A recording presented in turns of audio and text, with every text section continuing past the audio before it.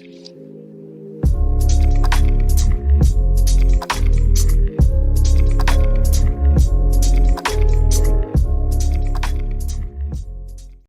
ek weet jy sit met vrae van, maar hoe groei ek in my geestelike gewig? En hoe word ek meer soos Jesus? En die Here gebruik baie keer omstandighede om ons te laat groei, om te wees soos Jesus is. Want ek weet die vraag wat ons baie keer vra is, waarom beproewinge? Hoekom word ek beproef? Hoekom word ek getoets?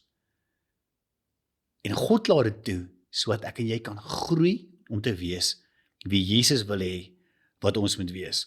Kyk wat sê Jakobus 1 vers 12, hy sê, gelukkig is die mens wat in beproewing volhard. In jou realiteite, God sê, jy's gelukkig, as jy aanhou en deurdruk en nie opgee nie. As die toets sy geloof as eg bewys, sal hy die lewe as oorwinningskroon ontvang. Daar's 'n beloning vir jou. God het hierdie lewe beloof aan hulle wat hom liefhet. So God sê, ek gee vir jou hierdie, daar's 'n beloning wat kom. En vanuit jou verhouding met God, vanuit die gewig wat jou verhouding met God dra, sê die Here is daar vir ons groei. En daar's 'n beloning soos wat ons groei. Jy sien, want ek en jy moet kan verstaan dat ons tree vanuit die teenoorgestelde gesindheid op in die realiteite van ons lewens. En hoe meer ons ontdek hoe dit is, en hoe meer ons groei om in die teenoorgestelde gesindheid op te tree, hoe meer word ons verander na wie Jesus is, want Jesus het met die teenoorgestelde gesindheid opgetree, toe hy op hierdie aarde kom leef het. En hy het vir ons sy voorbeeld nagestel, om te sê, ons kan soos hy wees, binne in die realiteit van ons lewens.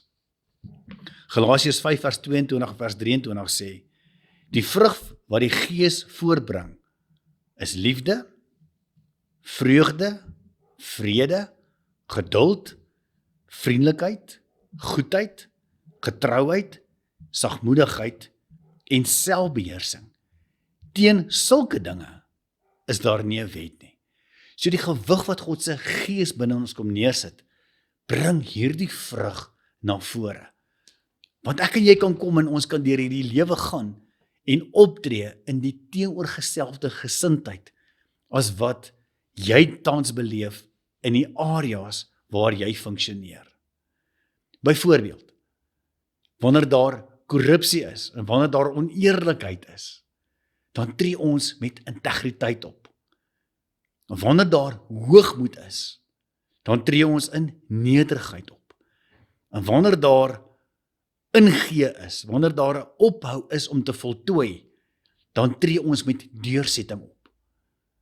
Jy sien, wanneer ons oorwin, en soos wat ons oorwin, en hoe meer ons oorwin, hoe meer beleef ons daai karakter en daai groei in die gewig van Jesus Christus.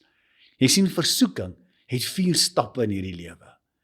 Die eerste stap is, dat Satan kom en hy begin 'n begeerte in ons gedagtes neersit, ons verbeelding. Die tweede stap is waar hy wil hê dat ons moet twyfel in die beloftes van God. Derdens is kom en hy sê, hy wil ons verlei deur om vir ons 'n leuen te vertel. En vierdens, wanneer ons daai leuen glo, dan tree ons in ongehoorsaamheid op. Nou, ons gaan môre verder gesels oor hoe oorwin ons. Maar net vir vandag, vir jou om te onthou, om te oorwin beteken, ek is soos wat Jesus is, want in hom is ons meer as oorwinnaars. Here, dankie dat ons kan groei in ons gewig, om soos U te wees. Dankie Here dat U ons sterk maak, gewigtiger mense maak, met 'n sterker opinie, met 'n sterker karakter, met 'n swaarder gewig neersit in hierdie samelewing, omdat ons sien hoe U ook deur omstandighede en deur beproewings groei so wat Jesus is. Dankie vir die krag, Here, van die woord en van die Heilige Gees om ons sterk te kan maak. Amen.